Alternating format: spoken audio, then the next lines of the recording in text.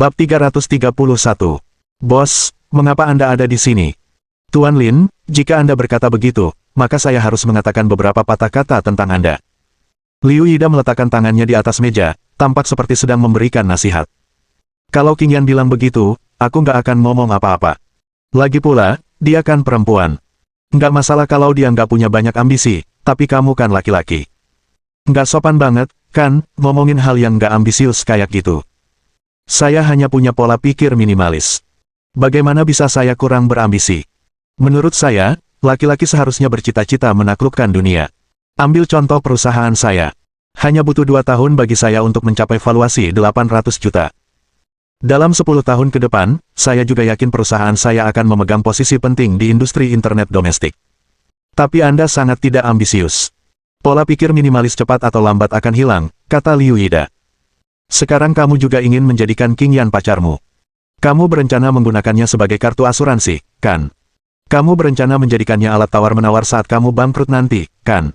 Itu agak berlebihan, kata Lin Yi sambil tersenyum.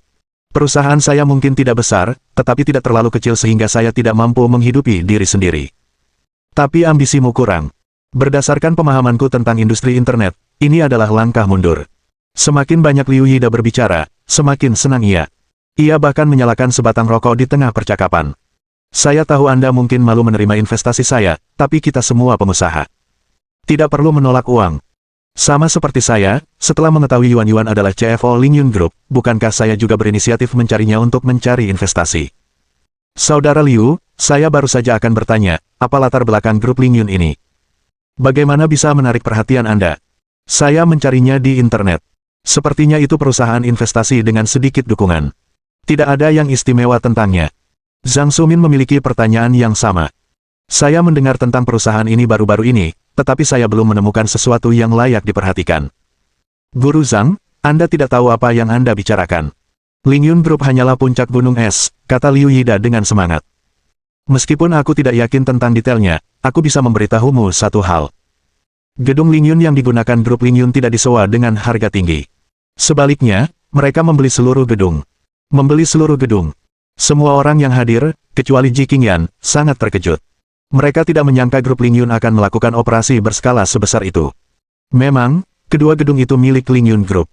Gedung Lingyun dulunya bernama Menara Kembar, dan berfungsi sebagai landmark baru kota Zonghai. Kudengar bos di balik layar mereka menghabiskan 18 miliar yuan untuk membeli kedua gedung itu. Keberanian dan keberanian seperti itu bukanlah sesuatu yang dimiliki orang biasa. Zhang Sumin mengangguk. Dengan keberanian dan kemampuan seperti itu, bos di balik grup Lingyun memang bukan orang biasa, puji Zhang Sumin. Saya juga berpikir begitu. Karena itulah saya ingin mendengar pendapat Yuan Yuan tentang hal ini. Setelah investasinya selesai, saya ingin mengundang bos mereka yang bekerja di balik layar untuk makan malam agar kita bisa membangun hubungan yang lebih erat. Akan sangat baik jika Anda bisa mengatur pertemuan ini, kata Zhang Sumin sambil tersenyum. Sekarang kamu punya kesempatan bagus, kamu harus bekerja keras. Jangan sia-siakan. Mengerti, Guru Zhang? Saudara Liu, sesuai dengan apa yang Anda katakan, saya harus menghubungi Yuan Yuan di masa mendatang. Ketika perusahaan kita membutuhkan investasi, dia juga bisa membantu saya. Tentu saja. Kita semua murid Guru Zhang.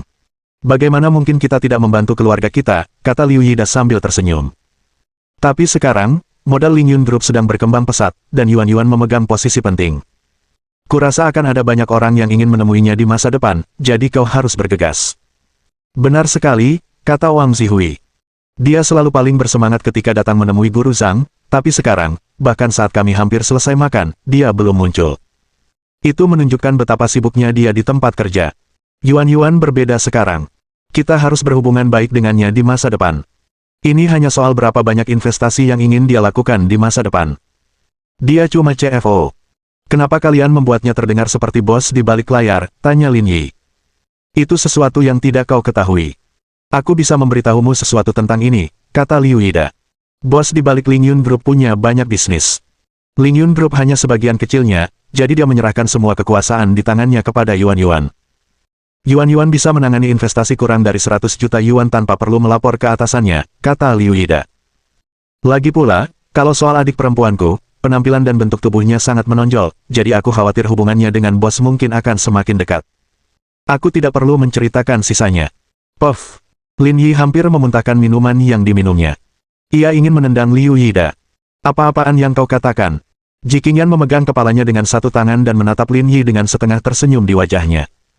Aku benar-benar tidak suka tubuhnya yang kurus itu. Kamu harus percaya diri, bisik Lin Yi di telinganya. Cek, aku terlalu malas untuk berbicara denganmu. Ji Qingyan tidak mengambil hati apapun yang dikatakan Liu Yida. Lin Yi dan Yuan Yuan bagaikan burung yang memiliki bulu yang sama. Mereka berdua bisa menjadi teman dekat dan membicarakan segala hal. Akan tetapi, tidak mungkin bagi mereka untuk mengembangkan hubungan semacam itu. Pasangan itu sama sekali tidak tepat. Dong dong dong. Saat mereka tengah berbincang, terdengar ketukan di pintu. Lutian bangkit dan berkata, kurasa Yuan Yuan sudah datang. Aku akan membukakan pintu untuknya. Seperti dugaanku, orang yang berdiri di luar pintu memang Yuan Yuan. Ia juga memegang sebuah kotak hadiah di tangannya, siap memberikannya kepada Zhang Sumin. Guru Zhang, saya benar-benar minta maaf. Ada terlalu banyak hal yang harus dilakukan di perusahaan, jadi saya terlambat. He Yuan Yuan meminta maaf. Apa maksudmu terlambat? Aku senang sekali kamu bisa datang. Lain kali kamu datang, jangan beli apa-apa, atau aku tidak akan mengizinkanmu masuk. Ini hanya tanda terima kasih kecil. Saya tidak bermaksud apa-apa. Jika bukan karena pelatihan Guru Zhang, saya tidak akan mencapai hasil seperti sekarang ini. Setidaknya Anda harus memberi saya kesempatan untuk berterima kasih kepada Anda, kan? Gadis sialan, kamu masih sama fasihnya seperti saat kamu masih sekolah. He Yuan Yuan terkekeh, berganti sandal, dan memasuki rumah. Yuan Yuan, kemarilah dan duduk di sampingku. Liu Yida mematikan puntung rokoknya dan berkata dengan antusias.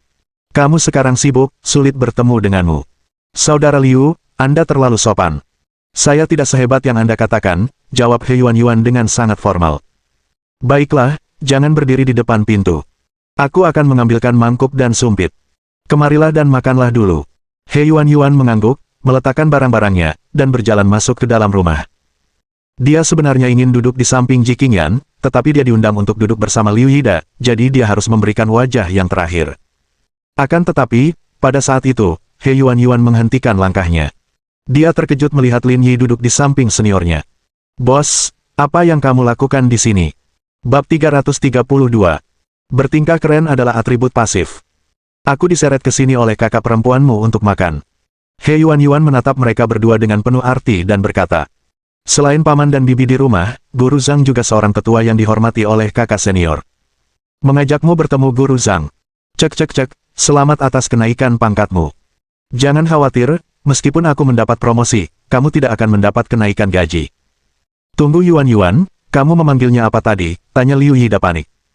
Bos, kata He Yuan Yuan dengan tenang, bukankah dia sudah memperkenalkan dirinya? Dia sebenarnya bosmu. Mata Liu Yida melebar.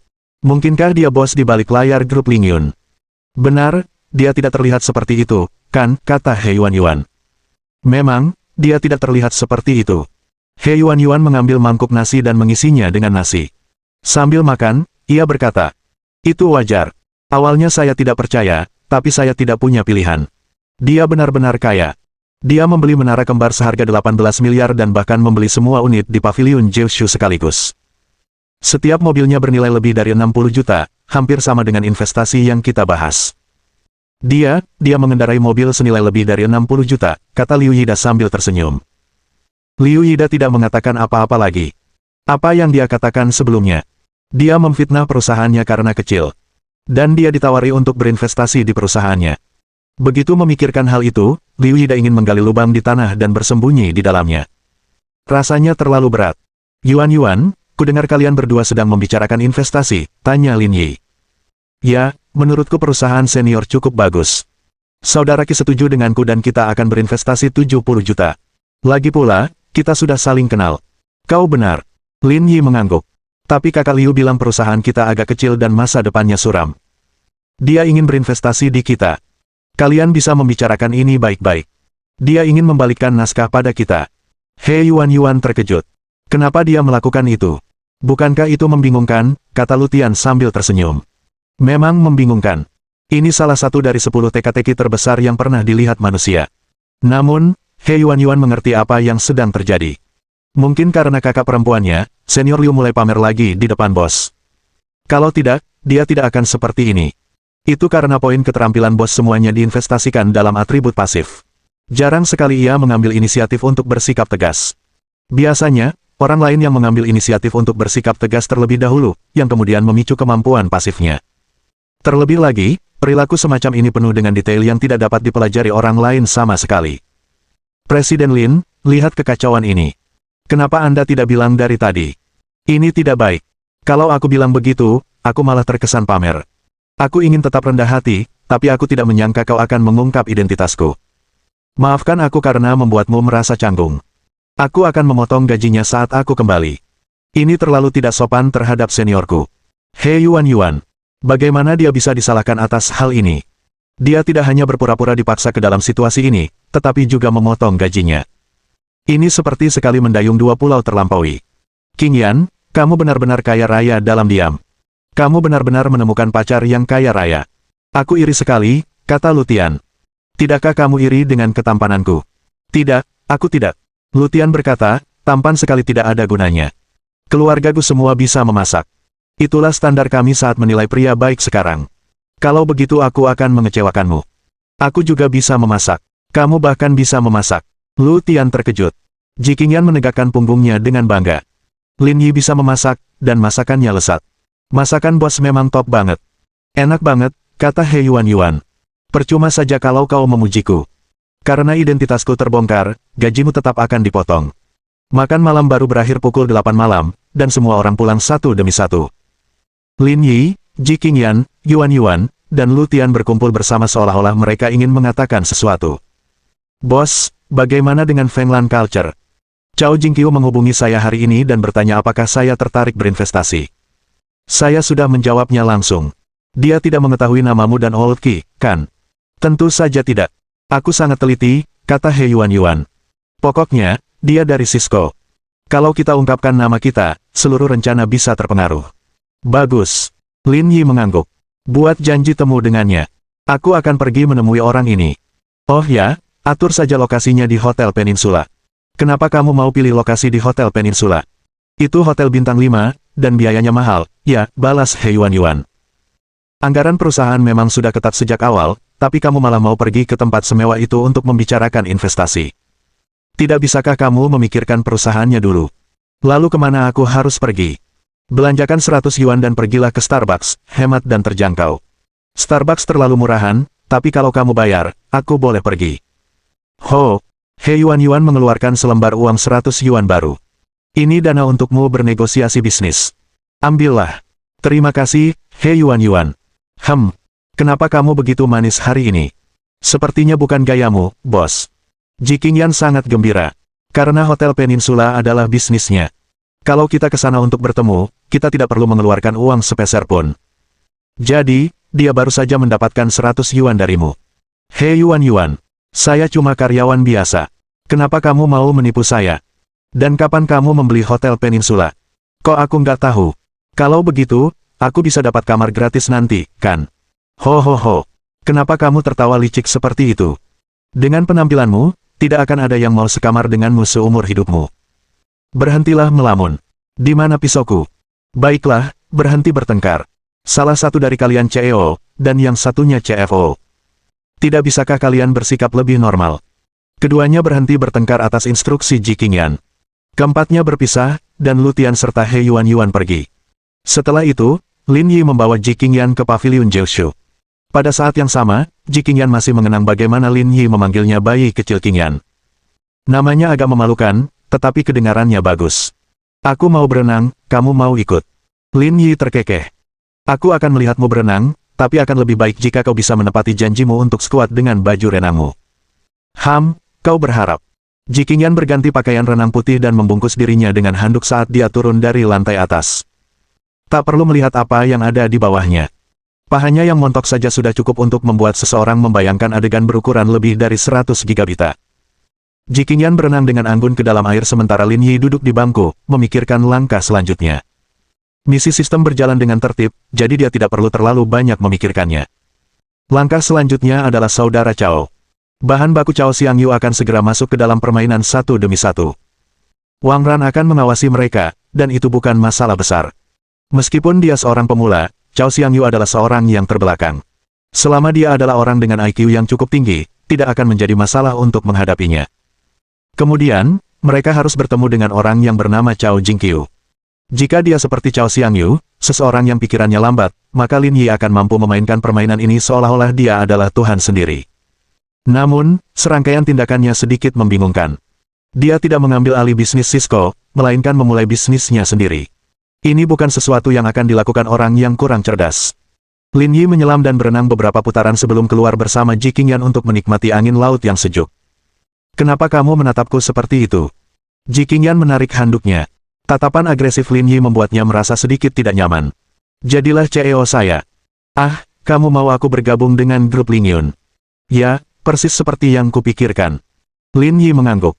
"Akhir tahun ini, saya berencana untuk mengintegrasikan semua sumber daya yang ada. Jika Anda datang, saya bisa yakin semuanya akan berjalan lancar." "Tidak." Ji Qingyan menggelengkan kepalanya dengan tegas. "Pertama-tama, hasil Chaoyang belum memenuhi harapan saya, dan kedatangan saya yang tiba-tiba di Ling Yun mungkin bukan hal yang baik.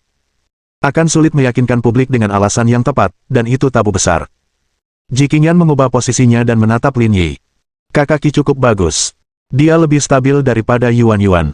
Kamu bisa fokus melatihnya. Tidak ada yang salah dengan Old Qi, dia kuda yang hebat, tapi dia terlalu takut mengambil risiko dan kurang motivasi." Lin Yi menyuarakan pikirannya. Dia bisa menutupi kekurangannya dengan berpasangan dengan Yuan Yuan, tapi perusahaan dengan dua lembaga pemikir saja tidak cukup. "Aku tidak akan memintamu menanggung semuanya sendiri," kata Lin Yi. "Kalau kamu lelah, aku bisa membantumu mewujudkan ide-idemu. Kamu bisa melakukan apapun yang kamu mau sementara waktu." "Apakah kamu sehebat itu?" "Bukan berarti saya jago. Beginilah struktur organisasi sebuah perusahaan. Ling Yun Group memang agak istimewa, tetapi esensi intinya tidak berubah." Lin Yi agak malu dipuji. Bagaimana dia bisa menyusun struktur organisasi perusahaan padahal dia sehari-harinya bermain-main? Apakah CEO perusahaan lain juga selalu main-main? Bab 333. Penampilan Cao Jingqiu. "Deskripsi macam apa itu?" keluh Ji Qingyan. "Baik itu departemen fungsional maupun para petinggi perusahaan publik, lihatlah siapa yang berdiam di kantor setiap hari. Mereka semua adalah yang terbaik di dunia. Mereka yang benar-benar mengelola proses sehari-hari adalah orang kedua di perusahaan. Dengan status Anda saat ini, akan agak aneh jika Anda tetap di kantor setiap hari." "Kamu benar. Pertumbuhan klub juga didukung oleh orang-orang ini. Artinya berubah ketika Anda mengungkapkannya dengan cara itu." Lin Yi tersenyum dan tidak mengatakan apapun lagi. Keduanya berbaring di kursi dan menatap langit malam sebelum kembali beristirahat. Keesokan paginya, Ji Qingyan bangun dan membuat sarapan lagi. Selain 3 hidangan tradisional, ada juga salad buah. Setelah mengantar Ji Qingyan ke kantor, Lin Yi bersiap untuk mulai bekerja. "Yi kecil." Sebelum dia pergi, dia mendengar seseorang memanggil namanya dan berbalik untuk mengetahui bahwa itu adalah Wang Ying. Wang Ying mengenakan gaun krem dan sandal LV. Ia tampak lebih tinggi dari sebelumnya. "Kamu berpakaian sangat indah. Kamu tidak sedang berkencan dengan siapapun, kan? Jangan bilang kamu suka adikmu berkencan dengan pria lain," kata Wang Ying.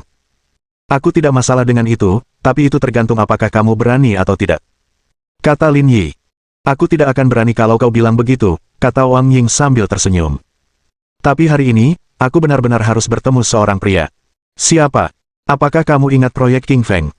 "Proyek King Qing," gumam Lin Yi. "Ya, kurasa aku berutang lebih dari 10 juta yuan pada perusahaan. Nenek sihir Yu Lili itu mempersulit kami berdua. Dia meminta kami untuk memeriksa rekening. Akhirnya, dia tidak mendapatkan uangnya kembali dan bahkan diusir." Lin Yi hanyalah karyawan kecil di grup Chaoyang saat itu. Bahkan jika dia dan Wang Ying bekerja sama, mereka tidak akan mampu menangani hal seperti itu. Namun, keadaannya berbeda sekarang. Dia tidak lagi peduli dengan proyek kecil-kecilan di kota King Feng. "Ya, proyek King Feng itu. Kami belum menerima uangnya. Wakil Presiden memberitahu saya tentang hal itu saat rapat. Dia bilang perusahaan ingin mendapatkan kembali uangnya, dan butuh saya untuk memikirkan cara menyelesaikan masalah ini." "Tidak mungkin. Sudah lama sekali, dan kamu masih belum menerima uangnya," kata Lin Yi. "Industri properti sangat memperhatikan reputasi. Dengan perilaku seperti ini, mereka mungkin akan segera bangkrut. Kita benar-benar perlu mendapatkan kembali uangnya secepatnya." "Kamu salah tentang itu," kata Wang Ying. "King Feng Project berutang banyak uang kepada perusahaan lain selain grup kami, tetapi reputasi mereka tidak terpengaruh. Mereka masih hidup dan berkembang, dan tangan mereka masih lunak karena menerima proyek ini. Jadi mereka menemukan seseorang untuk membersihkan nama mereka. Kudengar mereka menemukan perusahaan PR yang sangat bagus untuk membersihkan nama mereka. Kalau tidak ditelusuri lebih dalam, reputasi mereka di permukaan bahkan terlihat lebih baik daripada Chaoyang Group. Menarik sekali, kata Lin Yi. Aku tidak ada urusan, jadi aku ikut denganmu. Itulah yang kuharapkan. Wang Ying tersenyum. CEOG memanfaatkanmu di malam hari, jadi aku akan membutuhkanmu di siang hari. Kedengarannya agak aneh. Asalkan kau bisa mengerti maksudku, kata Wang Ying sambil tersenyum. Silakan kendarai mobilku. Semua perlengkapannya ada di mobilku. Itu juga bagus. Keduanya masuk ke mobil Wang Ying, tetapi Lin Yi tidak menyetir. Ia ingin Wang Ying berlatih lebih banyak. Kamu yakin ingin aku yang menyetir? Latihan membuat sempurna. Aku menyetir setiap hari. Akan lebih baik kalau kamu berlatih lebih banyak. Sayang sekali, kata Wang Ying, aku ingin melayanimu saat kau mengemudi, tapi aku tak punya kesempatan. Kalau begitu, aku bisa menyetir. Baiklah, singkirkan niat burukmu. Banyak sekali orang di jalan. Tidakkah menurutmu itu memalukan? Jika kamu tidak takut, lalu apa yang aku takutkan? Bagaimana mungkin sama? Aku sudah bercerai. Aku tidak takut gosip, tapi kamu tidak takut. Reputasi sangat penting bagi pria. Sangat menyedihkan bagi seorang wanita muda yang sudah menikah untuk berpikir seperti ini. Baguslah kau tahu itu, kalau tidak, aku tidak akan bisa bersaing dengan kakak Ji sama sekali. Sambil berbicara, Wang Ying menyalakan mobil dan melaju menuju perusahaan teknik King Feng. Dalam perjalanan, Lin Yi menelepon Yao Donglai. Masalah seperti ini tidak bisa ditangani dengan akal sehat, dan orang-orang seperti mereka harus dipanggil untuk membantu menyelesaikan masalah tersebut. Setengah jam kemudian, Lin Yi sampai di proyek King Feng. Mereka jauh lebih kecil daripada Chaoyang Group karena proyek mereka sebagian besar didasarkan pada koneksi. Oleh karena itu, mereka tidak terlalu peduli dengan desain dan citra perusahaan secara keseluruhan. Setelah menunggu beberapa menit, Yao Donglai dan Liu Qiang mengendarai dua mobil Wuling Hongguang dan berhenti di pintu. Tuan Lin, ada yang bisa saya bantu? Tanya Yao Donglai sambil tersenyum. Saat ini, ia dan Liu Qiang tidak sabar untuk bekerja untuk orang-orang seperti Lin Yi dan Qin Han. Mereka pasti akan mendapat manfaat di masa depan dengan melakukan OS. Kami akan menagih utang. Kalian tunggu di sini dan dengarkan perintahku. Baik, Tuan Lin. Lin Yi dan Wang Ying masuk setelah memberikan beberapa instruksi. Resepsionis itu memperhatikan mereka berdua dengan saksama. Mereka tampak familiar, tetapi dia tidak ingat di mana dia pernah melihat mereka sebelumnya. Boleh saya tahu siapa yang Anda cari? Apakah Anda punya janji temu? Tanya resepsionis bersepatu hak tinggi hitam. Saya Wang Ying, manajer penjualan Chaoyang Group. Ini rekan saya, Lin Yi. 4 bulan yang lalu, Anda menerima faktur sebesar 11,2 juta yuan untuk proyek tersebut. Saya ingin berbicara dengan direktur Anda, Li, tentang hal ini. Resepsionis perempuan itu tiba-tiba teringat bahwa kedua orang ini pernah datang ke sini sebelumnya, dan mereka datang ke sini untuk menagih utang. Namun saat itu, Direktur Li sama sekali tidak memperdulikan mereka, dan malah memerintahkan anak buahnya untuk mengusir mereka. Saya sungguh minta maaf. Direktur Li kami sedang menerima tamu, dan beliau tidak punya waktu untuk menerima Anda. Kalian bisa kembali dan menunggu kabar terbaru. Aku sudah bicara dengannya berkali-kali lewat telepon, tapi direkturmu, Li, terus saja menghalangiku. Sekarang aku sudah di sini, apa kau masih mau bersembunyi? Apa kau benar-benar berpikir grup Chaoyang kita penuh dengan vegetarian? Manajer Wang, harap tenang. Direktur Li kami sedang bertemu tamu penting, dan dia benar-benar tidak punya waktu untuk kalian. Mohon maafkan dia. Aku tidak mau. Sudahlah, jangan ngomong sembarangan, kata Lin Yi. Omong kosong, buang-buang waktu saja. Dekati saja dia. Tuan, jika Anda mencoba masuk ke kantor Direktur Li, saya harus memanggil seseorang. Lin Yi menatap resepsionis. Silakan. Telepon mereka. Bro Bing, ada yang mau bikin masalah nih. Ayo kita tangani. Seorang pria bertelanjang dada berjalan keluar dari ruangan lain saat disambut oleh resepsionis. Sial, siapa yang bosan hidup dan berani membuat masalah di proyek King Feng kita? Ini aku. Yao Donglai dan Liu Qiang masuk. Apakah kamu keberatan dengan itu? Dua orang sedang duduk di sofa di kantor di lantai 3. Salah satunya adalah pria parubaya bertubuh besar. Ia mengenakan kemeja putih dan dasi. Ia tampak seperti bos parubaya pada umumnya. Namun, wanita yang duduk di sebelahnya ternyata cantik sekali. Ia mengenakan rok hitam yang melilit bokongnya, gaun chiffon channel, dan sepasang sepatu hak tinggi hitam. Wajahnya masih memancarkan aura tegas dan tegas khas wanita elit di tempat kerja. Nama pria itu adalah Li King Feng, CEO proyek King Feng. Nama wanita itu adalah Chao Jingqiu. Ia adalah bos Fenglan Culture dan juga pendiri Cisco, putri kedua Chao Jiadong. Direktur Chao, ini pembayaran terakhir sebesar 600.000 yuan. Mohon disimpan dengan baik. Cao Jingqiu tidak ragu-ragu dan dengan santai memasukkan cek itu ke dalam folder buku ceknya. Saya harap Direktur Li bisa seproaktif hari ini di masa mendatang. Itu akan menghemat waktu saya untuk datang langsung ke sini. Lagi pula, cuacanya cukup panas. Bab 334. Seorang gadis cantik dengan pinggang ramping dan kaki panjang. Tentu saja, tentu saja. Li Qingfeng tersenyum dan berkata, yang penting, proyeknya baru selesai beberapa hari yang lalu. Perusahaan sudah mengeluarkan banyak uang, jadi pembayarannya tertunda beberapa hari. Direktur Cao, tolong jangan terlalu dipikirkan. Jangan khawatir. Aku pengusaha. Aku hanya peduli dengan uang. Cao Jingqiu menyisir rambutnya. Asal kita punya uang, semuanya baik-baik saja. Anda benar sekali, Direktur Cao. Mulai sekarang, kami akan mengandalkan Anda untuk urusan humas, kata Li Jingqiu. Tidak masalah. Saya akan melakukan apapun yang saya bisa. Selama dananya ada, saya akan berusaha sebaik mungkin untuk membantu. Tentu, tentu, tentu. Klik. Pintu kantor didorong terbuka, dan Lin Yi serta Wang Ying masuk. Li Qingfeng dan Cao Jingqiu menoleh dengan heran. Mereka tidak menyangka akan ada orang yang datang saat ini. Tatapan mata Cao Jingqiu pertama kali tertuju pada Wang Ying, dan dia mengomentarinya dalam hatinya.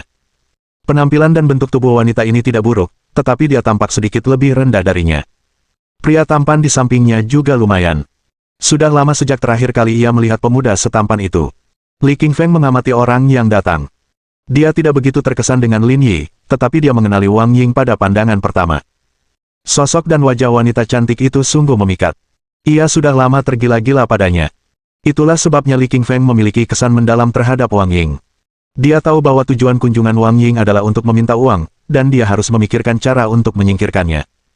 Setidaknya, belum saatnya untuk mendekatinya. Direktur Li, lama tidak bertemu. Lin Yi berkata sambil tersenyum ketika dia melihat Li Qingfeng. Aku masih ingat kalian berdua. Kalian seharusnya dari grup Chaoyang. Senang sekali Direktur Li masih ingat kita. Bukankah sudah waktunya membayar 11,2 juta yang Anda utang untuk proyek ini? Li Qingfeng melambaikan tangannya dengan tidak sabar. Hanya sedikit lebih dari 10 juta. Itu bukan apa-apa bagiku, Li Qingfeng, tapi aku agak kekurangan uang. Aku akan mengembalikannya nanti. Kembalilah dan tunggu kabar dariku. 4 bulan yang lalu, waktu kami datang untuk menagih utang, kamu bilang keuanganmu sedang sulit. Sudah lama sekali, tapi kamu masih bilang begitu. Apa kamu pura-pura masih perjaka? Cao Jingqiu tertegun sejenak. Ia tampak seperti pemuda yang baik hati, tetapi kata-katanya cukup blak-blakan. Nak, apa yang kau katakan? Beraninya kau bicara seperti itu padaku. Direktur Li, kami tidak punya niat lain. Kami hanya berharap Anda melunasi sisa pembayaran proyek sesegera mungkin. Dengan begitu, kita akan imbang. Kami tidak ingin menyelesaikan masalah sekecil ini melalui proses hukum. Kita semua berada di industri yang sama, dan kita tidak ingin saling menghancurkan karir. Saya harap Anda bisa memahami kesulitan kami. Pada akhirnya, dia memang salah. Berkat bujukan Wang Ying, ekspresi Li Qingfeng sedikit membaik. Aku sudah bilang apa yang harus kukatakan. Jumlahnya sedikit di atas 10 juta. Akan kuberikan nanti. Aku masih ada urusan lain yang harus dibicarakan. Kuharap kau tidak menggangguku di sini, Li Qingfeng mendengus dingin. Aku tidak punya waktu untuk disia-siakan denganmu. Aku beri kamu 10 menit untuk mengumpulkan 11,2 juta itu. Kalau tidak, ucapkan selamat tinggal pada perusahaan bodohmu itu. Apakah kamu mengancamku? Li Qingfeng menyipitkan matanya dan berkata, selamat, Anda tepat sasaran. Cao Jingqiu menggelengkan kepalanya. Sepertinya orang ini juga seorang gangster. Namun, seorang karyawan kecil malah berbicara begitu kasar. Siapa yang memberinya kepercayaan diri untuk melakukan hal ini? Mungkinkah wanita di sampingnya? Nak, apa kau mempermainkanku? Aku, Li Qingfeng, sudah mengerjakan proyek selama bertahun-tahun. Apa kau pikir aku orang yang bisa kau permainkan? Kata Li Qingfeng dengan wajah dingin. Aku sudah mempermalukan kalian dengan meminta kalian pergi dengan sopan. Kalau kalian membuatku kesal, kalian berdua tidak akan bisa pergi hari ini. Lin Yi duduk di sofa seberang dan merentangkan tangannya. Saya pikir Anda sedang membual, dan saya punya cukup bukti untuk mendukungnya. Cao Jingqiu tersenyum melihat lelucon mendadak itu. Ia tak sabar melihat bagaimana akhir dari pria ini. Baiklah, kalau begitu aku akan mencari seseorang untuk datang dan mengobrol denganmu. Melihat Li Qingfeng siap melanggar semua aturan, Wang Ying tampak bingung dan maju untuk menjelaskan. Direktur Li, saya harap Anda dapat mematuhi standar industri dan mematuhi peraturan yang berlaku. Kami di sini untuk menjalankan tugas kami, dan kami tidak membuat masalah tanpa alasan. Jika Anda menggunakan cara-cara ekstrim untuk menyelesaikan masalah ini, saya harus mengingatkan Anda bahwa Departemen Hubungan Masyarakat dan Departemen Hukum Chaoyang Group kami tidak boleh dianggap remeh. Aku, Li Qingfeng, sudah bertahun-tahun berkecimpung di industri ini, dan aku sudah melihat semua orang yang ada di sana. Apa kau pikir aku takut? Dengan Direktur Chao di belakang kita, kalian boleh menghinaku sesuka hati. Aku tidak peduli. Direktur Chao. Lin Yi bergumam, tiba-tiba dia mendapat firasat buruk. Benar sekali, ini Direktur Chao dari Fenglan Culture, kata Li Qingfeng dengan arogan.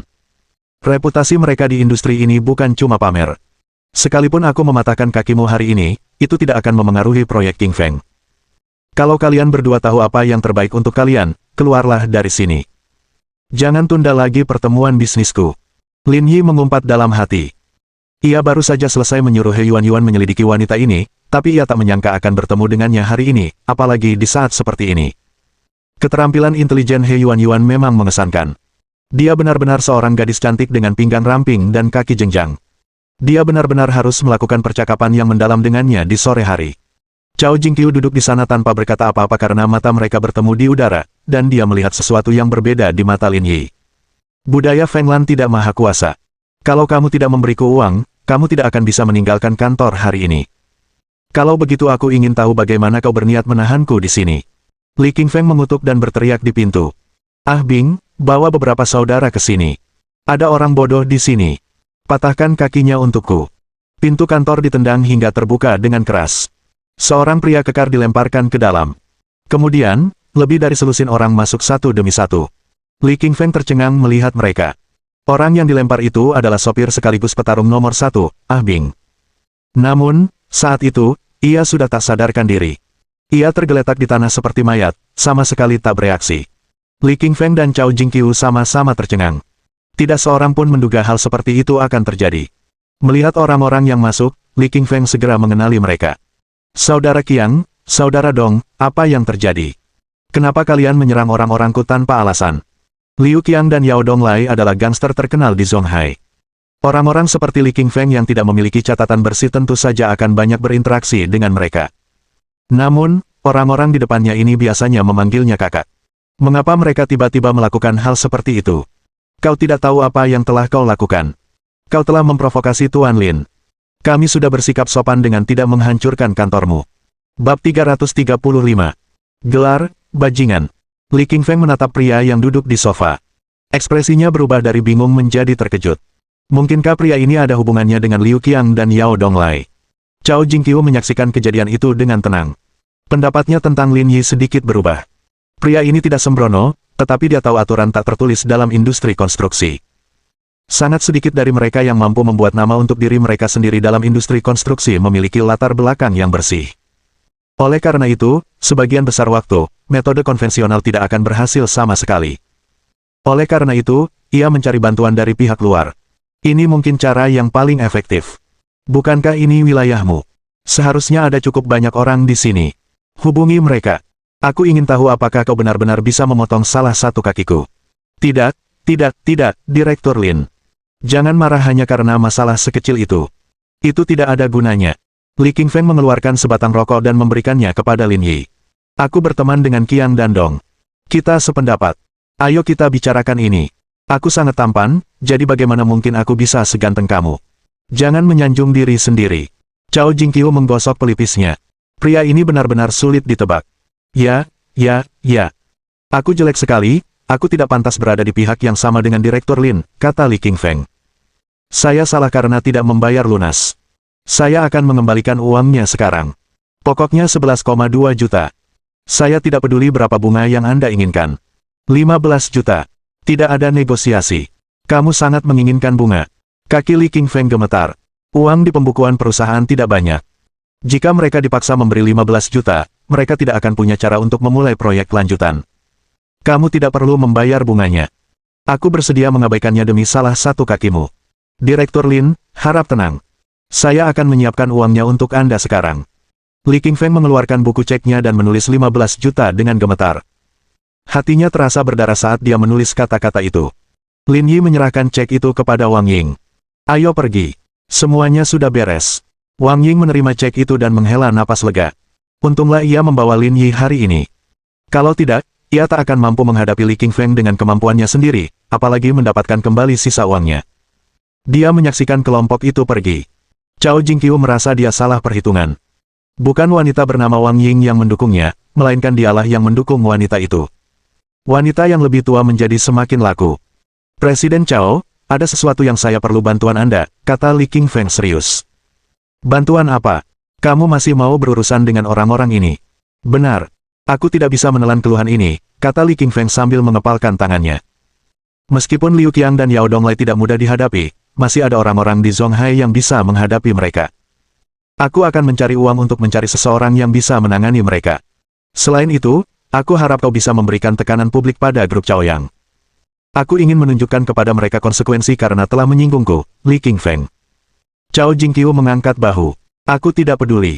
Asalkan uangnya pas, aku akan menerima bisnis apapun. Saya akan menghubungi Anda lagi untuk tindak lanjutnya. Jangan khawatir, Direktur Cao.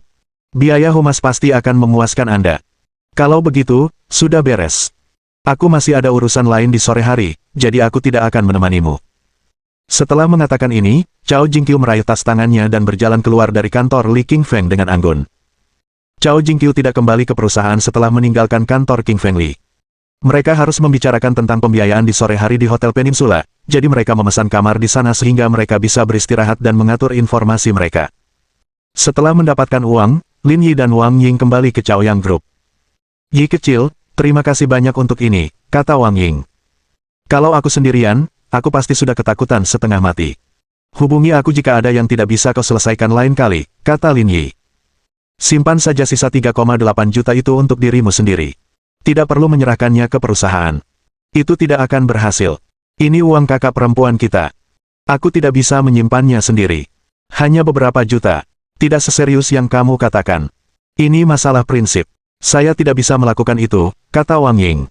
Dan aku sudah sangat puas dengan hidupku saat ini. Aku tidak bisa mengambil uang yang bukan milikku. Baiklah. Kamu putuskan apa yang ingin kamu lakukan. Bagaimana denganmu?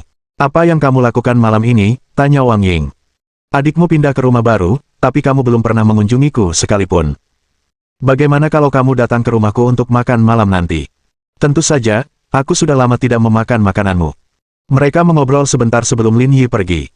Pukul 1 siang, ia telah menyelesaikan 7 pesanan dan menempuh jarak 110 km. Lin Yi menghitung-hitung. Dia telah berkendara hampir 600 km dalam beberapa hari terakhir, jadi kecepatannya tidak buruk. Setelah itu, ia berkendara ke Hotel Peninsula. Wang Tianlong tidak ada di sana, jadi Lin Yi disambut oleh manajer lobi hotel dan resepsionis. Jangan khawatirkan aku, lakukan saja sesukamu. Lin Yi melambaikan tangannya. Aku akan ke lantai 2 untuk makan. Baik, Presiden Lin. Kalau butuh sesuatu, silakan hubungi kami. Oke. Dari sini, jelaslah bahwa Wang Tianlong tidak naik menjadi manajer umum secara kebetulan. Jika Wang Tianlong menemui sesuatu seperti ini, dia pasti akan mencoba membersihkan restoran dan mengusir semua orang dari lantai 2. Meskipun Lin Yi tidak mengizinkannya melakukan itu, dia tetap harus berpura-pura. Dan itulah hakikat sanjungan. Dia menemukan sudut dan duduk. Lin Yi memesan makanan dan bersiap untuk makan. Tak peduli itu investasi atau bukan, ia harus mengisi perutnya dulu. Direktur Lin. Saat Lin Yi tengah menikmati makanannya, dia mendengar suara yang dikenalnya. Dia menoleh dan melihat bahwa itu adalah Cao Jingqiu. Benar-benar kamu. Cao Jingqiu tersenyum. Kita baru bertemu tadi pagi dan akan bertemu lagi nanti sore. Kebetulan sekali. Mengapa aku merasa ada makna tersembunyi di balik kata-katamu? Anda membantu mengembalikan lebih dari 10 juta yuan. Dengan karakter Tuan Lin, saya rasa Anda tidak akan mengembalikan semuanya ke perusahaan. Kamu membuatnya terdengar seperti aku bajingan. Sebenarnya, menurutku kata, bajingan, itu lebih tepat, kata Cao Jingqiu. Aku akan senang jika seseorang memanggilku bajingan. Logika macam apa itu? Lin Yi dapat mengetahuinya dari kata-kata sederhana itu. Cao Jingqiu ini juga seorang yang otaknya abnormal. Hanya orang-orang tampan dan kaya yang bisa menjadi bajingan. Menurutku, inilah tanda terbesar pria sukses. Terima kasih sudah membuatku merasa tidak bersalah lagi karena menjadi bajingan. Lin Yi mendongak. Aku sudah pesan banyak. Mau duduk dan makan bersama. Terima kasih atas kebaikanmu, Direktur Lin. Tidak perlu begitu, kata Cao Jingqiu sambil menyisir rambutnya. Aku nggak mau duduk sama kamu karena aku lagi ketemu orang lain. Lagi pula, menurutku nggak pantas kalau kita berdua duduk dan makan bareng. Kenapa? Tanya Lin Yi. Apa kau meremehkan bajingan? Saya harap Anda tidak salah paham dengan kata-kata saya, tapi tetap saja terima kasih atas kebaikan Anda, Direktur Lin. Kita tidak usah bicara soal makan malam dulu. Apa kamu sudah ada janji untuk bicara soal keuangan? Hah, kok kamu tahu? Saya Lin Yi. Bab 336. Kembalinya Shen Tianzuo ke Huaxia. Apa katamu? Kamu Presiden Lin dari grup Lingyun. Mengejutkan bukan? Ini memang sedikit di luar ekspektasiku. Cao Jingqiu menenangkan dirinya. Berita ini memang berdampak besar padanya. Ia tidak menyangka akan bertemu dengan orang besar yang mau berinvestasi padanya dengan cara seperti itu. Bisakah kamu duduk sekarang? Tentu saja. Apakah kamu masih menganggapku bajingan? Tidak, aku tidak. Kamu orang baik. Sikapmu berubah begitu cepat sehingga aku bahkan tidak berani berinvestasi padamu lagi. Aku tidak bisa menahannya. Siapa yang memintamu kaya? Rencana pembiayaan kita sudah ditetapkan sebesar 14 juta. Kalau kamu berinvestasi lebih banyak, mungkin aku akan lebih antusias lagi, kata Cao Jingqiu sambil tersenyum. Lin Yi mengetukkan jarinya di meja 2 kali. Saya akan berinvestasi 20 juta. Oh, kamu menginvestasikan 6 juta lagi tanpa alasan. Apa kamu mencoba merayuku? Presiden Lin, kamu benar-benar berani. 36% dari saham. Ekspresi Cao Jingqiu membeku saat ia mulai mengamati Lin Yi lagi. Ia tak menyangka Lin Yi akan membahas hal ini. Berdasarkan harga ekuitas normal, 20 juta hanya akan memberi Anda 32%. Tapi ini investasi tahap malaikat. Kalau tidak ada masalah, kami akan terus berinvestasi di seri A dan seri B, Lin Yi membuka kaki kepiting raja. Perusahaan lain tidak bisa memberi Anda uang sebanyak itu. 14 juta sudah lebih dari yang bisa ditawarkan kebanyakan perusahaan. Sekarang, Presiden Lin menambahkan 6 juta lagi. Apakah ada alasan lain di balik ini? Naluri bisnis Cao Jingqiu yang tajam mengejutkan Lin Yi. Jauh lebih baik dari milik Cao Xiangyu. Jika saya bilang saya melihat potensi perusahaan Anda akan mengira saya sedang menyombongkan diri, kata Lin Yi. Tapi kalau aku bilang aku sedang melihat payudara dan punggungmu, kau pasti akan menganggapku brengsek. Dalam skenario ini, aku akan memilih untuk tidak berinvestasi 20 juta lagi. Jadi, ayo kita lanjutkan rencana pembiayaan awalmu sebesar 14 juta. Pada saat ini, tidak peduli bagaimana dia menjawab, dia akan jatuh ke dalam perangkap Cao Jingqiu. Oleh karena itu, dia tidak dapat menjawab secara langsung. Pembalikan situasi oleh Lin Yi membuat Cao Jingqiu tidak yakin apa yang harus dilakukan. Saya tahu Lingyun Group memang kaya, tapi setahu saya, setiap investasi yang mungkin dilakukan perusahaan modal Ventura harus diteliti dengan ketat. Kenapa Direktur Lin begitu acuh tak acuh dalam hal ini? Grup Lingyun sudah kaya raya. Apa menurutmu 6 juta itu uang yang banyak untuk kita? Tentu saja, kata Cao Jingqiu. Kalau Presiden Lin saja tidak tertarik dengan investasi ini, kenapa dia mau menemui saya di sini di tengah kesibukannya? Saya datang ke sini untuk makan dan kebetulan mengundang Anda, ada masalah. Tapi kenapa kamu memilih tempat ini? Bukankah untuk meresmikan kesepakatannya? Hotel Peninsula adalah salah satu bisnis saya tidak membayar makanan saya di sini. Cao Jingqiu. Meski tampak tenang, Cao Jingqiu tetap terkejut. Ia tidak menyangka hotel ini miliknya. Mungkin ini hanya gambaran kecilnya. Lingyun Group memiliki lebih banyak pengaruh di industri lain daripada yang ia duga. Oke, 20 juta, 36% saham. Ayo tanda tangani kontraknya. Keduanya menandatangani kontrak investasi, dan Lin Yi menjalin hubungan awal dengan Cao Jingqiu. Langkah selanjutnya adalah mencegahnya terlibat dalam bisnis Cisco. Namun, berdasarkan situasi saat ini, tampaknya Cao Jingqiu sama sekali tidak tertarik pada Cisco. Kalau tidak, dengan ukuran Cisco saat ini, dia tidak akan peduli dengan sedikit uang ini. Direktur Lin, kapan Anda berencana mengirim seseorang ke sana? Tanya Cao Jingqiu. Di bidang investasi, perusahaan modal Ventura biasanya akan mengirim seseorang setelah mengonfirmasi investasi mereka, tetapi itu hanya untuk pertunjukan dan mereka tidak punya banyak kekuasaan. Aku tidak akan mengirim siapapun, aku percaya pada kemampuanmu. Kita baru bertemu sekali, tapi kamu percaya dengan kemampuanku. Kau bahkan bisa membersihkan nama orang bodoh seperti Li Qingfeng, jadi apa yang harus kutakutkan? Tanya Lin Yi. Bisnis ya bisnis. Selama bisa untung, ya boleh saja, tapi tetap harus menyerahkan laporan pasca penempatan. Mudah dikatakan. Saya sedang mengusahakannya, tetapi arah pasca penempatan ada di industri media. Apakah Anda punya saran, Presiden Lin? Industri media memang bagus, kata Lin Yi. Kontraklah lebih banyak aktris cantik, tapi jangan terlalu muda.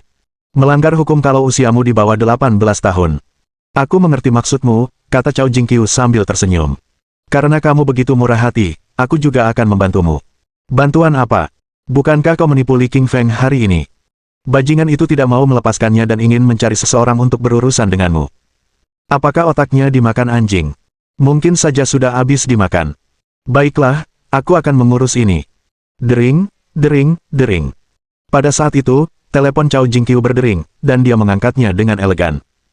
Aku sedang memikirkannya, sebaiknya kita tidak membicarakannya sekarang. Bukankah kita punya saudara laki-laki di rumah? Biar dia yang urus. Aku perempuan, aku tidak mau ikut campur.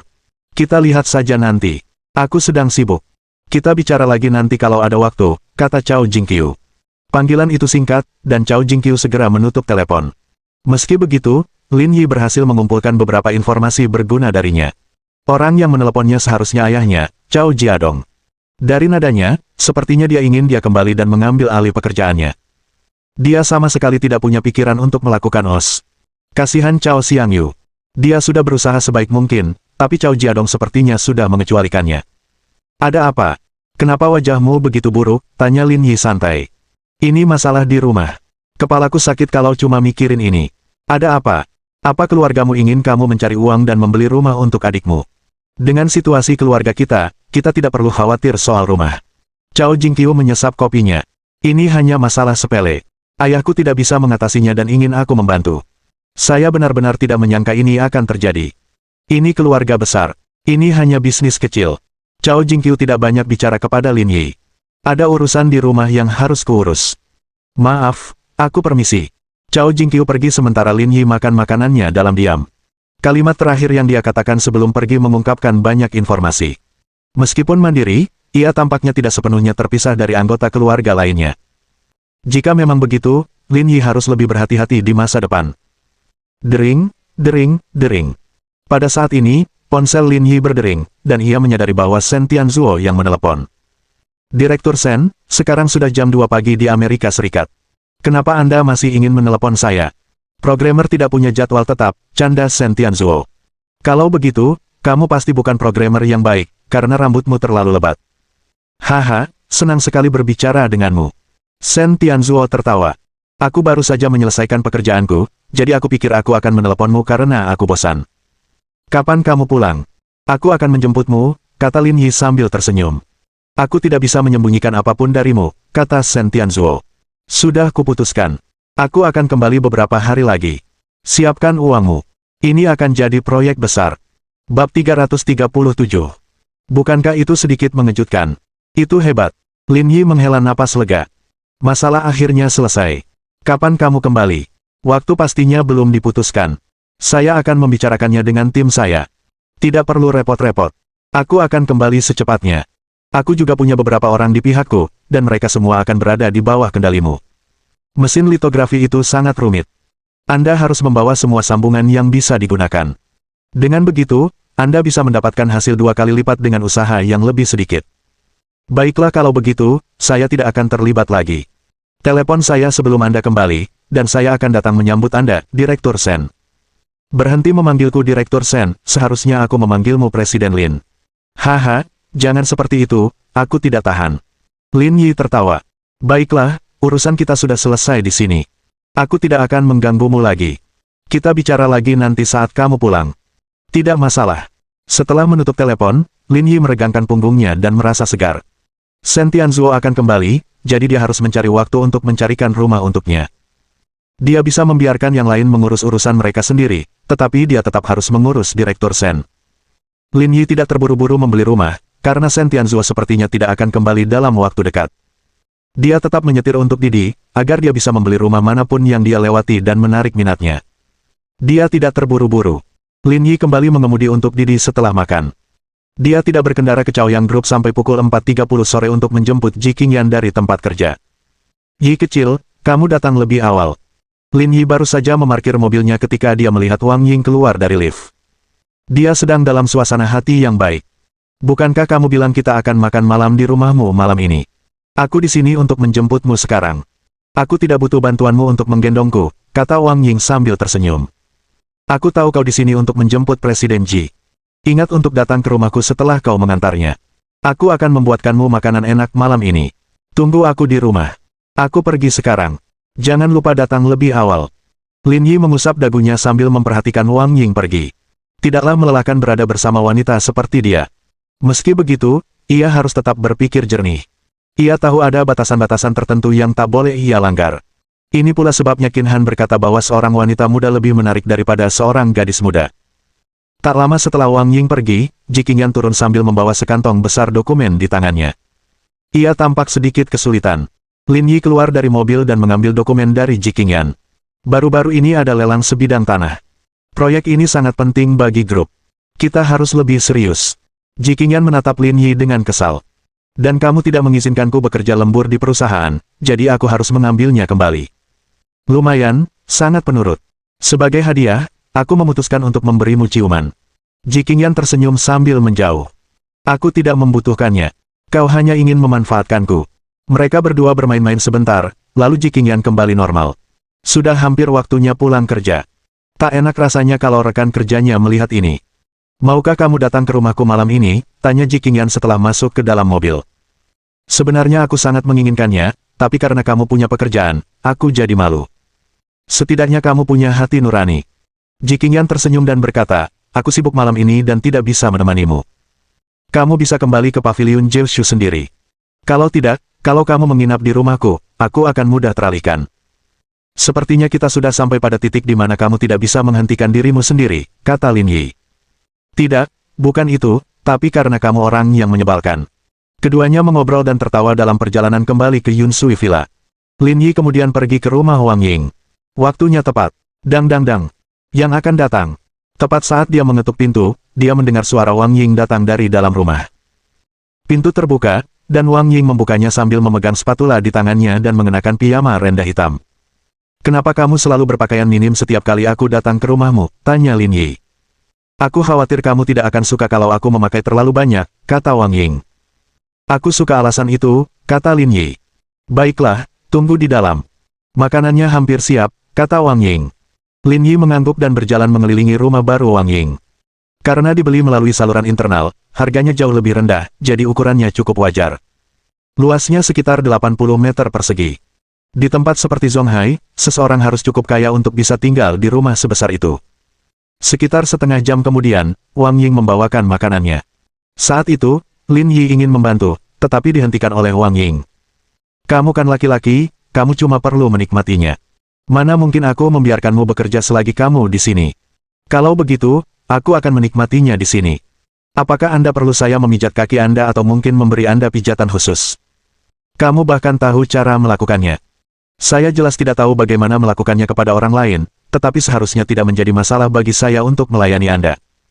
Kalau begitu aku harus benar-benar menikmatinya nanti. Tentu, aku akan membiarkanmu bersantai nanti. Hidangan pun terhidang, dan Wang Ying membawakan Lin Yi beberapa botol bir, menunjukkan sifat bajiknya. Keduanya berbincang tentang banyak hal selama makan, tetapi semuanya tentang topik-topik yang remeh. Lin Yi juga menemukan bahwa setiap kali menyangkut topik sensitif, seperti sumber pendapatannya, Wang Ying dengan cerdik akan menghindarinya tanpa mengajukan pertanyaan lebih lanjut. Hal ini membuat Lin Yi merasa lebih rileks dan tenang bersamanya. Berbaringlah setelah selesai makan. Aku akan memijat kakimu. Kalau begitu, aku tidak akan bersikap formal padamu. Kalau kau bersikap sopan padaku, aku akan memukulmu, kata Wang Ying sambil tersenyum. Wang Ying tentu saja tidak dapat dibandingkan dengan seorang profesional, tetapi pijatannya tetap sangat nyaman. Lin Yi merasa tidak perlu lagi pergi ke Danau Huaqing. Ia hanya perlu datang ke sini. Tok, tok, tok. Tepat saat Lin Yi menutup matanya untuk beristirahat dan menikmati pelayanan Wang Ying, dia mendengar ketukan di pintu.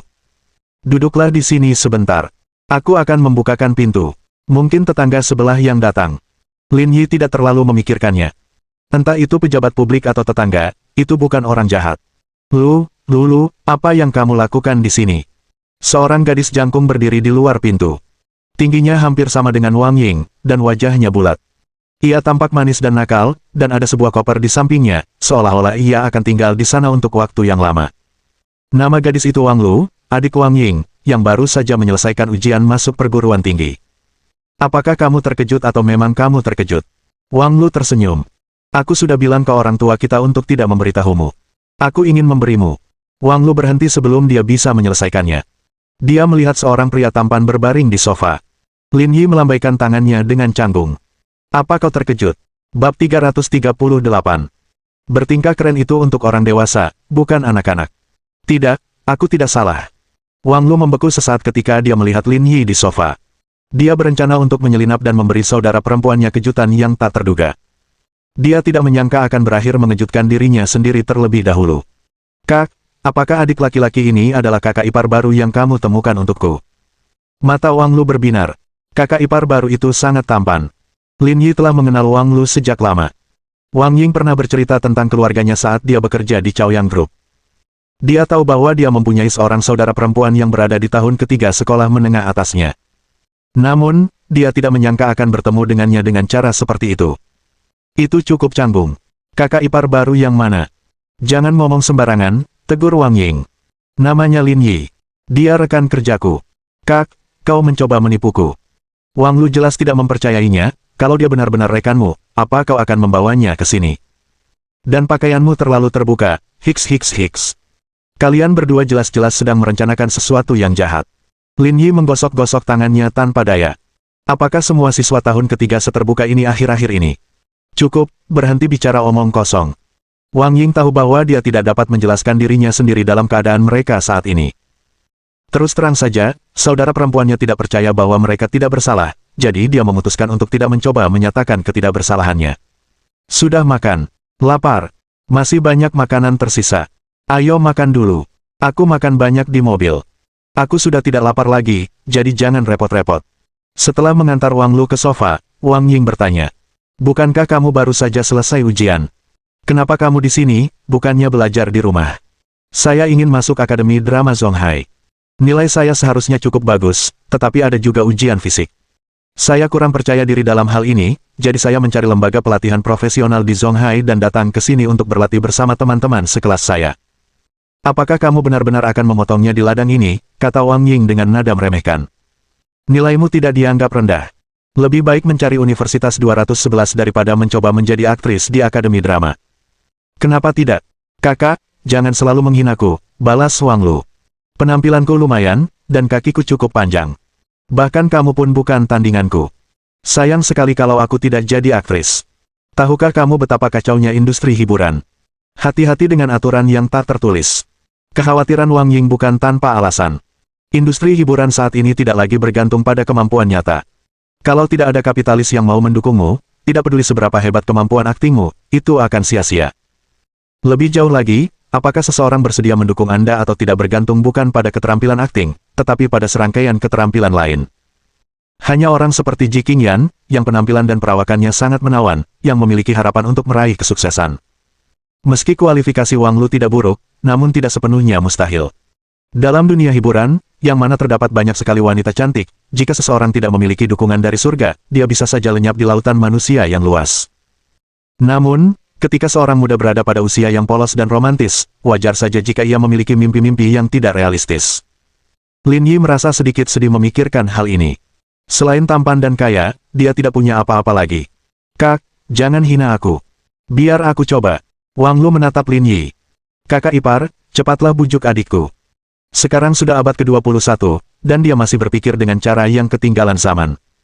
Menurutku bagus juga kalau dia punya ide sendiri. Jangan terlalu ikut campur. Kamu pintar. Kamu tahu caranya meminta bantuan. Aku tidak bisa menahannya. Orang yang tampan punya daya tarik tersendiri. Lin Yi mengangguk. Seleramu bagus. Kalau kamu benar-benar punya pijakan di industri ini, kamu pasti bisa sukses di industri hiburan di masa depan. Kak, lihat, kakak iparku sudah bilang begitu. Kamu perempuan. Kamu tidak bisa melawannya. Wang Ying memutar matanya ke arah Wang Lu. Baiklah. Aku tidak akan mengkhawatirkanmu lagi. Kamu sudah sangat tua. Ada beberapa hal yang harus kamu pelajari untuk memutuskan sendiri. Wang Ying juga tahu bahwa adiknya sudah dewasa. Ada beberapa hal yang tidak bisa ia ganggu lagi. Tak seorang pun bisa meramal masa depan. Lagi pula, setiap langkah kehidupan seseorang kemungkinan besar sudah ditakdirkan. Sama seperti dirinya. Jika bukan karena Lin Yi, dia mungkin tidak bisa tinggal di Zonghai lagi. Hehehe, benar juga. Kata Wang Lu sambil memegang lengan Lin Yi. Kak, waktu aku naik ke atas, aku lihat mobil super merah di samping mobilmu. Mobilnya keren banget. Apa kakak ipar yang nyetir? Boleh aku duduk di dalamnya? Aku belum pernah lihat mobil sekeren ini seumur hidupku. Itu bukan miliknya. Jangan biarkan imajinasimu liar, kata Wang Ying. Meskipun kamu akan segera kuliah, kamu tetap harus belajar dengan giat. Jangan terlalu sombong. Lin Yi tiba-tiba mengerti Wang Ying. Para mahasiswa tahun ketiga saat ini bebas beraktivitas setelah mengikuti ujian masuk perguruan tinggi. Mereka bagaikan kuda liar yang tak terkendali, tak terjinakkan. Cara Wang Ying memberi kuliah pada Wang Lu juga merupakan suatu bentuk pendidikan. Bertingkah keren hanya untuk orang dewasa. Anak-anak tidak boleh ikut bersenang-senang. Kau benar. Kakak ipar itu rekan kerjamu.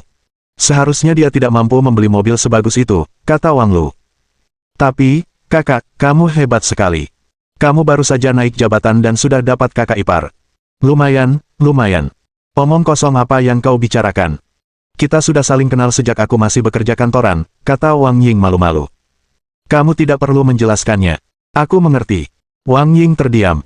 Dia tidak tahu apa yang dipahami adiknya. Dering, dering, dering. Tepat saat mereka bertiga tengah berbincang, telepon Wang Lu berdering. Melihat nomor itu, ekspresi Wang Lu tiba-tiba berubah. Ia mengambil ponselnya dan pergi ke kamar mandi. Wang Ying melirik Lin Yi. Dia ngobrol sama siapa?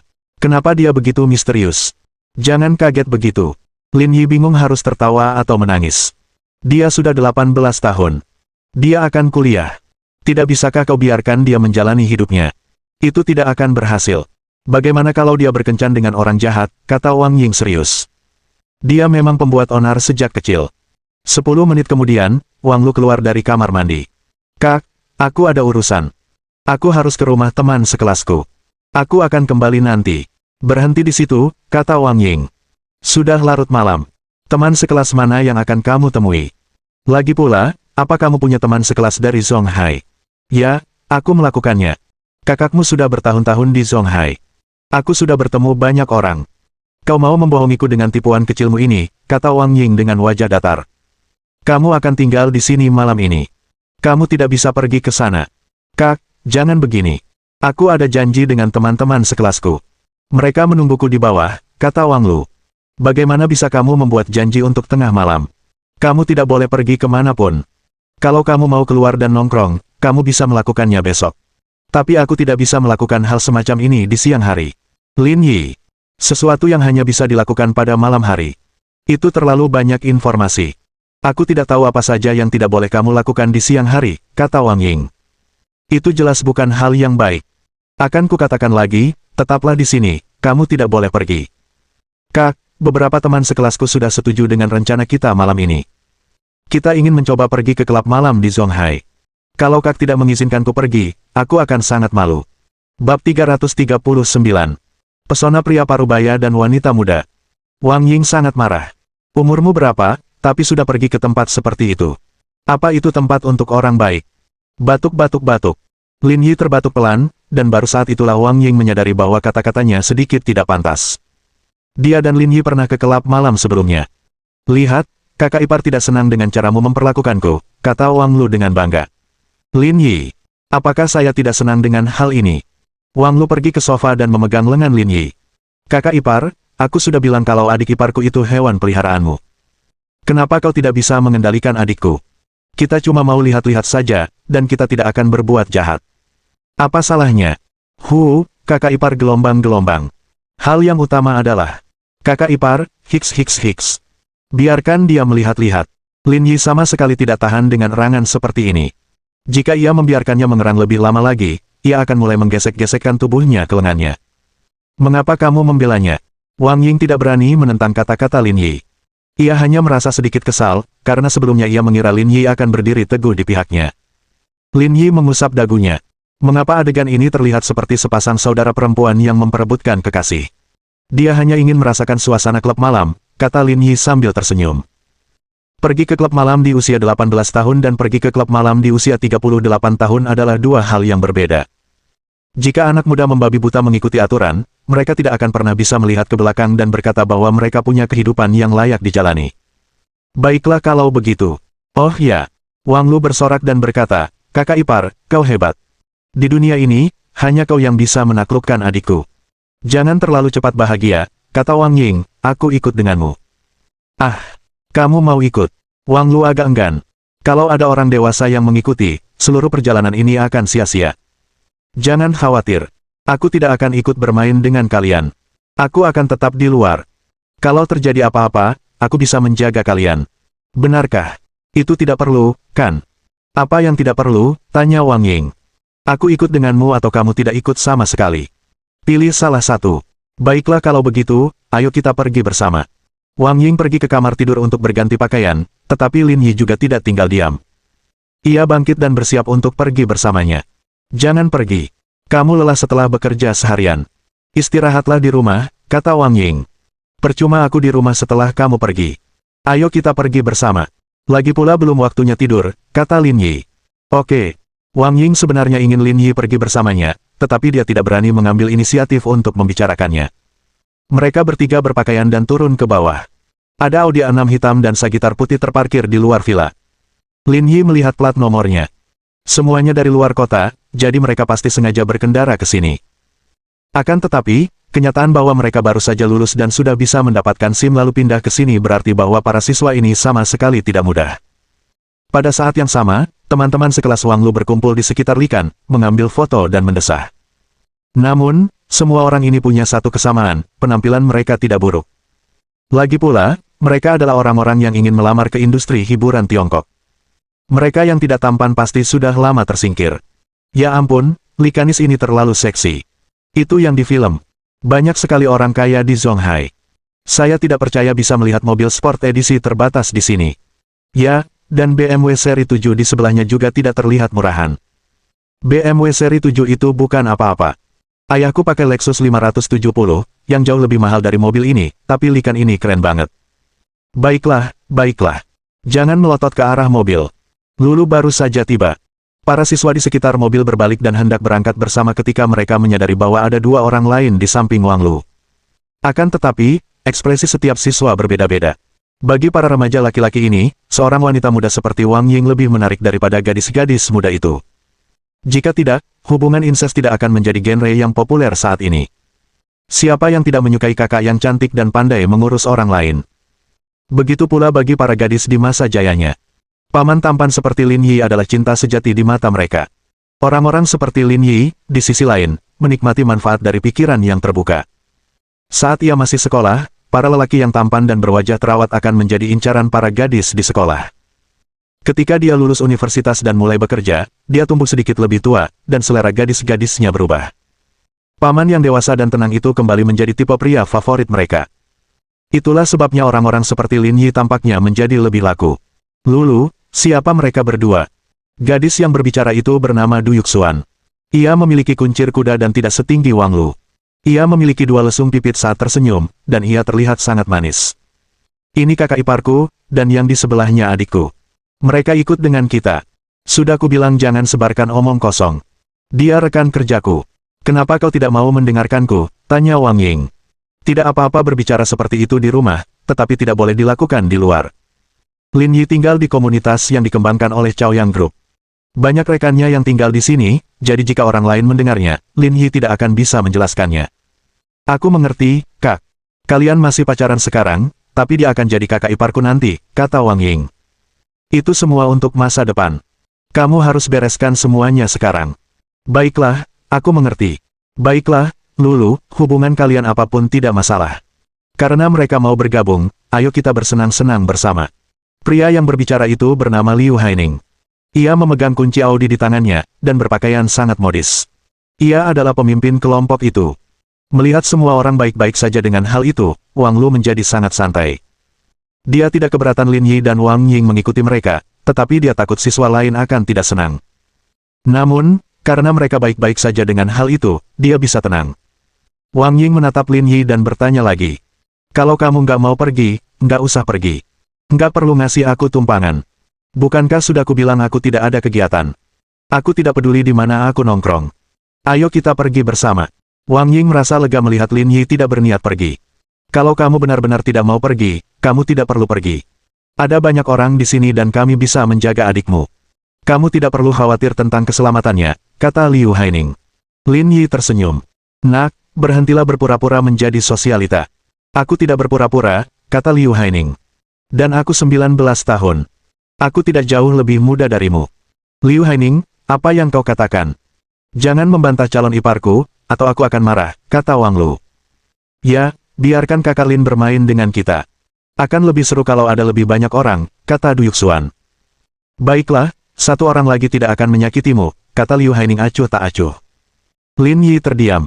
Kenapa rasanya anak ini yang membiarkannya masuk ke klub? Bab 340. Tahap di mana penyakit siswa SMP belum pulih. Kak, kebetulan ada 2 kursi kosong di mobilku. Kakak dan Lulu bisa naik mobilku, kata Liu Haining. Saat kami datang, Lulu datang dengan mobilku. Saya punya mobil sendiri, jadi saya tidak akan menggunakan mobilmu. Wang Ying menekan kunci mobil di tangannya, dan lampu depan BMW seri 7 menyala, mengejutkan Liu Haining dan yang lainnya untuk sementara waktu. Mereka tidak menyangka kalau BMW seri 7 berwarna putih itu ternyata milik adiknya Wang Lu. Untuk mampu membeli mobil seperti itu, jelaslah bahwa dia adalah pekerja kerah putih elit. Hal ini membuat pesona Wang Ying tumbuh di hati mereka sekali lagi. Oh ya, Liu Haining, kita mau nongkrong di mana? Bukankah kamu bilang sudah menemukan tempat yang bagus, tanya Wang Lu. Lin Yi bergumam pada dirinya sendiri, bukankah itu tempat yang dibuka Yao Donglai dan Liu Qiang? Kamu dari Zonghai, kan? Jangan bilang kamu nggak tahu tentang Metropolis. Itu sama sekali tidak mengesankan. Kau yang kurang mengesankan. Calon iparku orangnya bersih. Dia tidak pergi ke tempat-tempat seperti itu, kata Wang Lu. Baiklah, apapun yang kau katakan. Aku akan mendengarkanmu, kata Liu Changning. Dia memiliki kesan yang baik terhadap Wang Ying di hatinya. Namun, Liu Changning tahu bahwa mustahil baginya untuk bersamanya, jadi lebih baik ia fokus pada Wang Lu. Sedangkan adiknya, dia hanya akan memikirkan kemungkinan-kemungkinannya dengan tenang dalam benaknya. Sementara itu, tidak memiliki perasaan baik terhadap Lin Yi. Pada usia ini, saat mereka belum pulih sepenuhnya dari penyakit masa remajanya, mereka cenderung bermimpi untuk menaklukkan dunia. Wanita-wanita yang menurutnya cantik pastilah miliknya. Kalau dia tahu ada wanita cantik yang disentuh orang lain, otomatis dia akan mulai tidak menyukai orang itu. Mereka tidak sabar untuk diseret ke krematorium pada detik berikutnya. Lin Yi mengerti apa yang dipikirkan Liu Changning, tetapi dia merasa kasihan padanya. Adik kecil, adikmu yang cantik telah direnggut oleh kakakmu. Kau tak punya kesempatan. Karena kamu sudah memutuskan, ayo kita pergi bersama, kata Du Yuxuan. Aku tidak sabar lagi. Ayo pergi, kita menuju ke Metropolis. Para pemuda dan pemudi yang baru mulai mengembangkan sayapnya memiliki kerinduan yang tak berujung akan tempat seperti klub malam. Mereka tak bisa menunggu lebih lama lagi. Ketiga mobil itu melaju menuju Metropolis satu demi satu. Mereka melihat papan-papan nama yang terang benderang, serta para pemuda dari berbagai lapisan masyarakat yang keluar masuk pintu masuk. Mereka semua dipenuhi rantai emas dan tato. Liu Changning dan yang lainnya tiba-tiba merasa ingin mundur. Ini adalah pertama kalinya mereka datang ke tempat seperti ini, jadi mereka masih sedikit malu karena belum terbiasa.